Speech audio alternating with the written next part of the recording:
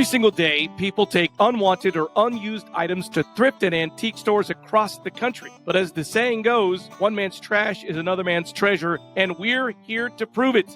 Identify valuable things before you throw them away. Join us as we show and tell of treasures found and sold by a full-time reseller with the hopes of helping you find some treasures of your own. Welcome to the What's Sold podcast. Right. So last week we talked about gold. There's gold in them Nar Hills, Matt. Silver and gold. One of the things that struck me as we were talking that we didn't really touch on, you sort of touched on a little bit, but was the idea of, so you've got gold pieces and you collect them in a box or bag or whatever, and then you take them and sell them, and that's a great way to do it. But how do we know when should we keep it? And or, sell it as an individual piece, or when should we try to part it out as gold? Yeah, that's a great question. So, and again, what I'm going to say is not the definitive, right? This is not a black and white world. This is just what I am doing right now, and this is based on my needs and things. We are at a time, in case you didn't tune into the last episode, where gold and several of the precious metals are at all-time highs. And or at least the highest it's been in the last 20 years, something with relation to costs of things, and the value of gold per ounce has gone up over 2,000% in the last 20 years. So to give you an idea, in 2005, gold, the average sale price or value of an ounce of gold was $445. Now, to give you an idea, that's roughly worth about $780 some in today's money if you account for inflation, right? So if I put $400 and some, or like if it increased based on the inflation rate, it would be worth $700 and some. Mm-hmm. However, a 1 ounce of gold today, and I haven't checked the price today if it's up or down, but it's somewhere around $3,250 or something like that, $3,250. So if you bought 20 ounces of gold, in 2005 at $400 and some a piece, and then you sold that gold now, you would have made over $100,000 in profit. It's crazy. It has way outpaced the average annual income that a person makes. It has way outpaced inflation. And the downside of the trajectory we've been on is that we're not valuing as a culture, as a people, we're not valuing people's work like we did in yesteryear. And that is reflected in the sense that the average income of a household a person's earnings has only gone up about 16% in the last 20 years. But inflation has gone up over 55%. So when it feels like things cost more today, it's because they do. It's because our buying power is much less than it was in the past. And whenever I say that gold has gone up over 2,000%, iridium has gone up over 4,000%, silver has gone up over 1,000% in value in 20 years, it shows that we value items, raw materials, and things more than we value work. And so I say all this to say, perhaps, gold's going to drop back down. I don't know. But I will tell you that I've been watching some interesting things, and this is not an investing, podcast. But you should know, if you don't know, that the United States and the World Bank, that would be the Bank of London, the IMF, International Monetary Fund, and whatever, Bank of London, all those, World Bank, have been buying up record amounts of gold in the last year, particularly since the beginning of the year. The United States is number one in gold holdings in the world. We have somewhere around over 8,000 tons of gold. We've purchased over 600 tons of gold since the beginning of January, which represents something like 13 or 14% of our existing holdings at the time. And the World Bank, these world banks are also buying a lot. They're doing that, it is thought, because of all of the uncertainty with global markets, and they want to hedge if things go down. Those who have the gold historically throughout time are the ones that stand to be shielded from the downsides of that, and also have the most opportunity to buy in to these other markets, like, political systems or currencies, fiat currencies, when so all that to say, gold is really high right now. If you have gold, you have multiple options. Congratulations. You can have gold bullion or jewelry, and in some cases it may make sense to hold on to that. It may make sense to hold on to a piece of jewelry if it is unique, if it is very old and in good condition, or if it incorporates valuable gemstones.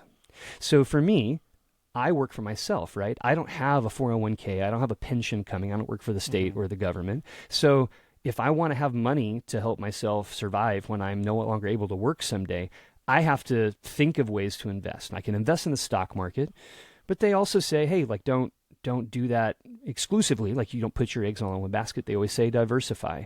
And because I'm in the businesses that I'm in, and I get to see all kinds of interesting things that pass through my hands, antiques and collectibles, I personally hold on to some art. I hold on to some jewelry. I hold on to some collectible items. I've got some sports cards and things. And it stands to reason that those things will be more valuable, maybe just a little bit more, but maybe a lot more in 20, 30 years. So I hold on to some things like jewelry, some pieces of jewelry that already have gone up quite a bit in value since they were produced.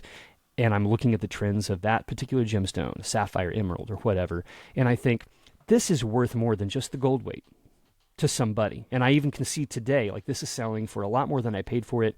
It seems like this has gone up quite a bit. You can get on gemstone websites that will tell you the increase in value per carat of stones over time, and or what type of gemstone seems to be the fad that year or whatever else. But if you have a piece of jewelry that, say, is broken, it wouldn't be easily fixed. It's lost this gemstones. The gemstones in it aren't that valuable. It's really common. You get on and you're like, what about this, particular bracelet or ring? And you see that there are 158,000 of that item available. Right. You're like, okay, well, if anybody wants it, they can get it any number of places. They don't have to get it from me. The only way I'll sell this is if I sell it for less than other people are willing to sell it for, so they'll buy mine. And it may not make sense. For items like that, broken, damaged, not, unique, I will put those together and I will sell them, as I mentioned in the last episode, to a gold buyer that will buy it at a really high rate, or to a refinery that will give me a really high rate. But for something that is, say, a diamond ring that has a carat size diamond or higher, that's probably an investment piece. And or that's a piece that you should sell as it is. And you should expect to get more than the gold value for that, because it has more value, generally speaking. If it's functional, it can be worn. If it incorporates a gemstone that people want, even though the diamond industry is ridiculous, it's a racket, it's been incredibly corrupt since the beginning, thanks to beers, we have this really ridiculous, thing where everyone feels like they have to have a diamond in their ring. And so the marketing, the messaging won, and it still wins. Yeah. Although I am seeing a shift towards colored gemstones it's always been an investment thing, but more and more people wanting that as an alternative to diamonds. Because oftentimes we bought a sapphire. Yeah. I bought a sapphire for my wife. It was a 5-carat sapphire. It's beautiful because I didn't want to get in bed with blood diamonds and all that. So it was whatever it was, not to get into the politics of it. Sure. But my wife loves it. It's beautiful. And so, yeah, I mean, diamonds are, they're more plentiful. I mean, sapphires and rubies are way more in terms of like the amount, or there are way less of them than diamonds. Yeah, and to be honest, if I'm going to keep a piece for an investment, it is likely going to be a piece of jewelry that incorporates primarily a sapphire or a ruby. I personally love emeralds, but emeralds don't seem to get the same value as those other two. Or I'm going to try to find something that is not one of the big four being diamonds, emeralds, sapphires, and rubies. I'll get something that seems to be trending and going up value quite a bit, like a demantoid garnet, which is green.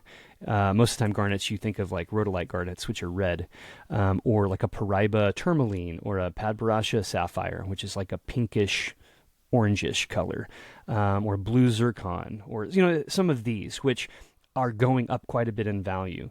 And so those are the kinds of things that make sense to hold on to or to sell individually. But those wouldn't be, like, I wouldn't want to take, let's say, a 2.5 carat natural heated or unheated sapphire ring and go scrap it for the gold weight and get $500. No, I mean, a 2 carat sapphire of good color, good clarity, good cut, that is natural and not synthetic, could bring several $100s per carat, if not more, just for the stone. And if you have it in a functional piece of jewelry, all the better. I think that 2 to 2.5 carat is about the ideal size to wear on a finger. It's not so big that it looks ridiculous.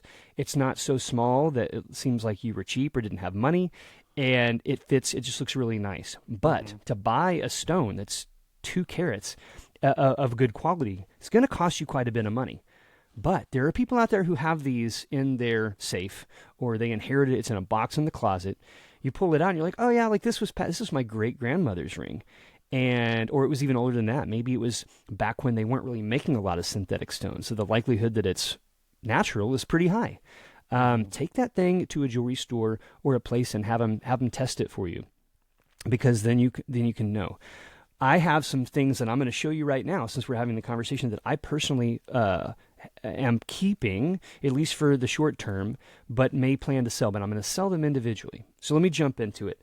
2 of these I bought yesterday, and I'm going to show you these right now. So I'm excited. This is why I'm excited about this show. Yeah. The first one is this ring, and it is a Victorian era. I'm going to hold it up a little bit here so people can see. A Victorian ring. It's set in 14 karat rose gold, and it has quite a large oval cabochon green piece of jade gemstone in it. This wouldn't be considered imperial jade. Imperial jade is usually really rich, saturated green with translucent to opaque. This is sort of a medium green with a little bit of the white in it, but still a good piece. Any piece of jade, as long as it was originally the stone set in it, that is in 14 or 18 karat, is typically a pretty good gemstone.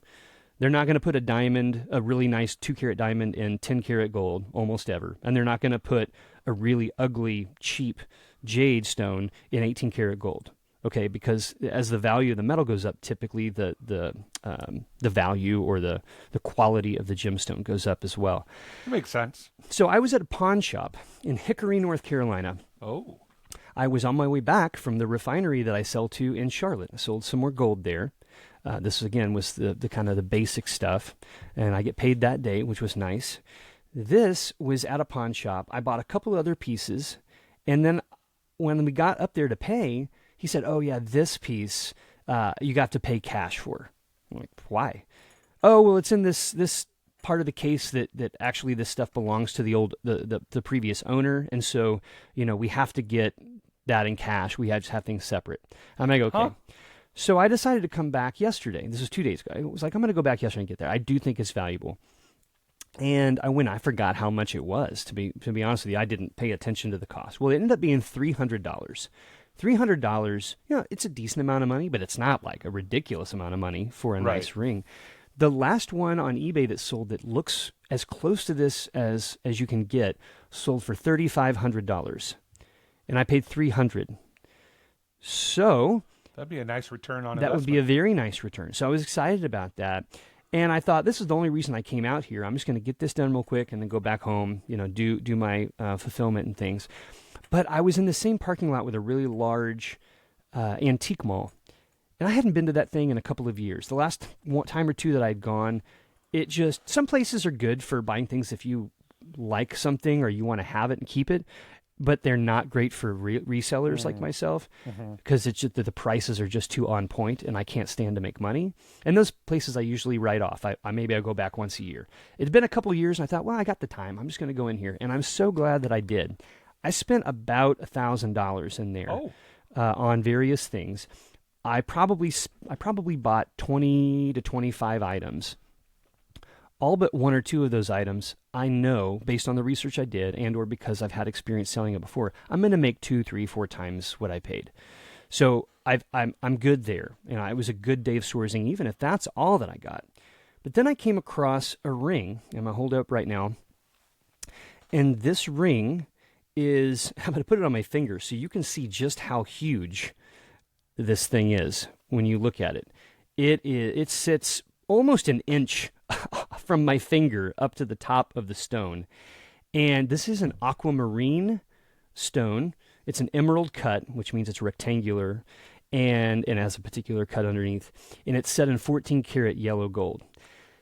This is, I've tested it. It is an authentic piece of, it's an authentic aquamarine stone. It's huge. I mean, this thing is, it is the kind of a gaudy from size. Gilligan's Island would wear that. This is exactly right. This is exactly right. They wanted $600 for it.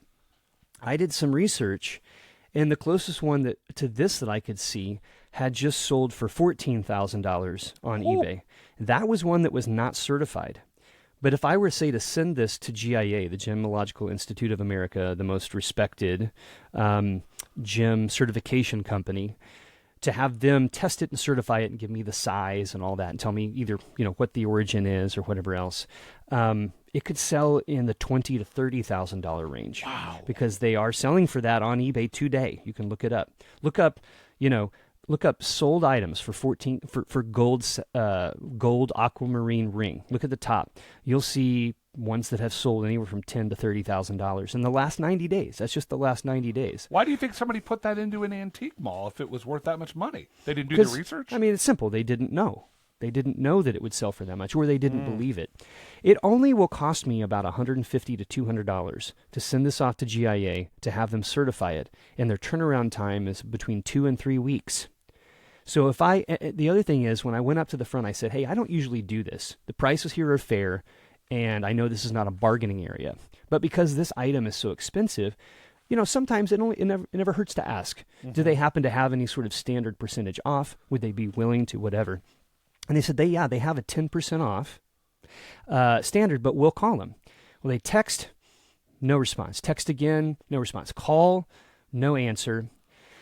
I can't remember if they got rid of them or got a hold of them or not, but it came back that they would do $525 instead of $600. So just by asking and being nice, I saved $75.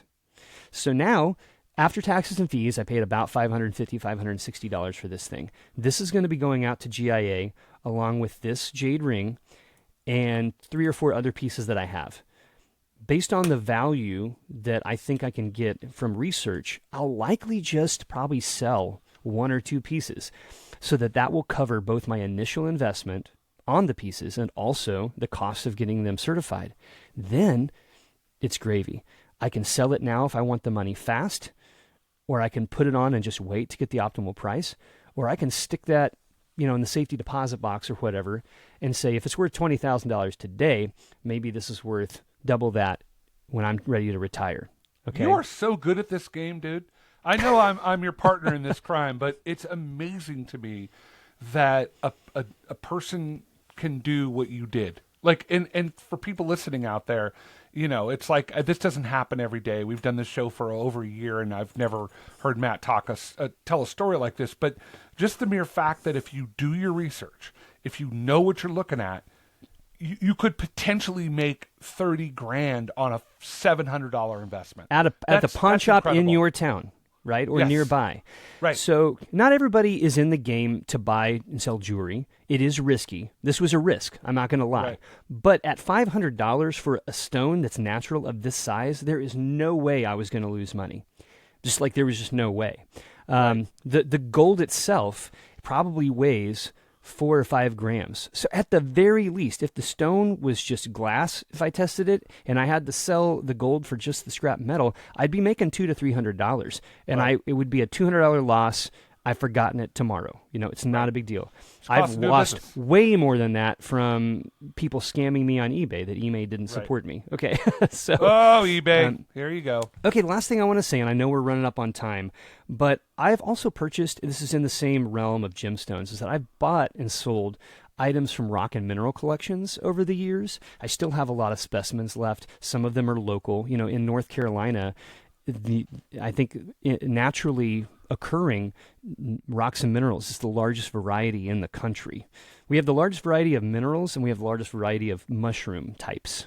Huh. There's a little trivia answer for you there. Interesting. But and I've gone out myself. We can talk about this. I've mentioned it before. I've found sapphires myself and had them cut by a lapidary and put into jewelry for people in my family for Christmas. A few years ago, out west of Franklin. But in this one mineral collection I bought was this bag that said Montana sapphires. And they were really rough cut. They were loose, rough. They're not cut. They're just sapphires someone found out of the ground. Now, if you're not aware, the number one site for blue sapphires in the country is in Montana. It's called the Yogo Gulch, Yogo. If you're curious, go to eBay and just look up Yogo sapphire and look at sold items. Your jaw will drop for the values of these things. And with everything else that I bought in this collection that was labeled, it's all panned out to be pretty accurate. And here I have this little bag that says, between 200 and 300 carats of sapphire, of uncut sapphire. Just so you know, tiny little rough specimens of a carat can sell for dozens, if not hundreds of dollars for a Montana sapphire. I'm going to pull one up right now that I have. This is one of several that I have. This is not one of the largest ones. I'm going to put, so it just looks like a black rock when you just look at it. But if I put the light behind it, you will see just how brilliant and beautiful and blue that sapphire is. So I made a phone call yesterday to a jewelry store in Asheville, and I said, hey, I don't know if you can help me, but I'm wondering if there's anybody locally or really anywhere in the country that you've worked with before or you would recommend that would facet cut rough gemstones. And they said, well, we don't do that ourselves, but why don't you contact the Gem and Mineral Museum in Hendersonville? Have you ever been there before? I have been there before. Okay. Yeah. So I have too. It's been a long time ago. After I got off the phone with them, it was about 4:45, and they closed at 5, so I called him really quick, and I asked him the same question, and he said, well, as a matter of fact, we facet cut gemstones, and we give classes on how to do that as well. He's like, if you have some stuff you want us to look at, just come by it was very nice. So in the next couple of days, I'm taking a trip to Hendersonville. I've already tested them. They are sapphires. They are not synthetic sapphires. I don't actually have the ability, I don't have the microscopes required and the training to determine how the striations and how these things form to know what the origin of it is. If I send it to GIA and paid them, they would tell me. But I'm going to go to this person. I'm going to say, hey, do these look quality enough to facet cut? Or what would you charge to do that? Meanwhile, when I send this jewelry off, I'm sending one of these pieces to GIA. I'm going to pay them to tell me the origin and, that sort of thing, because everything else in there will be exactly the same. If it turns out that these are from Montana, or even if they're like a cashmere or a Burmese sapphire or something, they can have good value. Also, I have a couple pieces that, and this I believe is one as well. Yeah, so I'm going to hold this up again. I'm going to show the blue. You can see the blue. If I turn it to the side, it's going to be hard to see because of how bright the light is, but it actually looks more like a lime green color. Depending on the direction you look at it, this is called dichroism. Dichroic. It means that depending on the angle, it has different colors. It's not the same as a color change stone like an alexandrite, which in one light will look maybe more blue and another light purple or green. This is one that has two different tones, kind of like a tourmaline can have two different colors in the same stone. So look up blue-green sapphire on Google or on eBay and look at the facet cut prices for those stones. They can go into the thousands. So do I have something of that value? Fingers crossed. I don't know, but I'm going to check it out and we're going to see.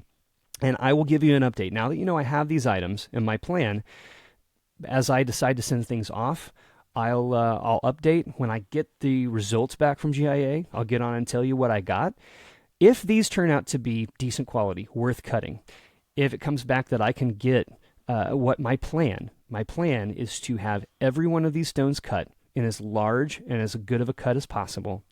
And I will probably invest in having a bracelet or something of 18 karat gold produced, or buy a bracelet and have all of these mounted in one bracelet. Because if you could have 100 plus carats of good quality cornflower blue sapphire set in an 18 karat gold piece of jewelry, that could be ridiculously valuable. And again, if my investment, let's say I sell 2 or 3 of these stones after I cut them, that could pay me back for the investment of having this piece of jewelry made. Boom, it goes in the safety deposit box. Oh, so good. I feel like this show should be entitled "Investments in Our Future."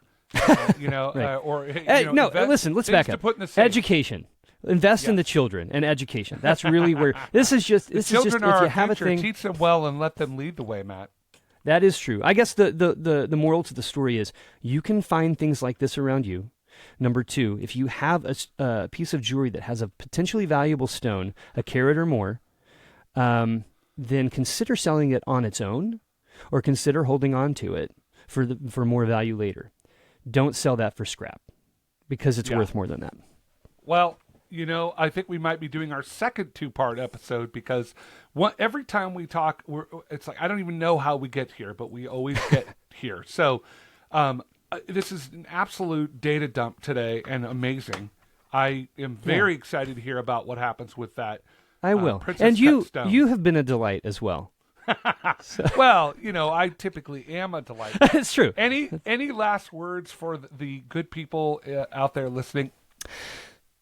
You guys can do this too. It's not. I honestly, you may not be doing these sort of deeper dive types of creative things that I'm describing, but going out to a pawn shop and looking for a stone in a ring or a ring. Just say, hey, can I look at that? Great. Hey, do you mind if I take a picture? I just want to research. They're not going to have any problem with that, because they want to sell you the item. Yeah. They're not like a thrift store that sometimes doesn't like resellers because they get kind of, bent out of shape about the idea that you might make more money off of something than them. Right. Pawn shops do not care. Give me money. Whatever I can do to help you, pay me for this item. That's what they want. So do your research. Look it up online. Have things like a little mobile. I can hold one up really fast and show it. These cost like $20, $20 or $30 on Amazon. It's what they call a diamond tester. It's just a little electronic thing. You can carry it in your pocket. We did a whole show on this way back when. This tests diamonds, but it also, what it does is it has a number scale, and this is the hardness scale, 1 to 10. Sapphires are a 9. Diamonds are a 10. Be careful, because moissanites are also a 10. So you would want to have them, definitely verify that it's a diamond instead of, because it's a 10 doesn't mean it's a diamond. But if it's a 9, it's a sapphire or a ruby, because those are 9s. And familiarize yourself. Know what jade is. Know what aquamarine hardness is, so that if you test that and it tests out at that number, then it's pretty confident that it is that. It's just you don't know maybe if it's synthetic or natural. But most of the time, if it looks like the real thing, if it's not going to be close to that hardness. It's going to be glass, right? So it's going to be like a 2. Yeah. And right away, well, that's not worth it, right? Well, let me say this, Matt, as we leave here today, that remember to like, follow, and subscribe, write us a review, do all that stuff. But remember, people, Matt tested out at a 10, and he is absolutely a diamond. Oh, diamond in the rough, man. Thank you. We will be back with a brand new show next week. Whether this is a 2-parter or not, I don't know. Once I start editing, and I there's just so much in this, I almost feel like it's just overload for folks. So we might do it in a 2-week show. But we appreciate you listening. We're grateful that you're part of this journey with us, and we look forward to being back with you next week. Have a good week.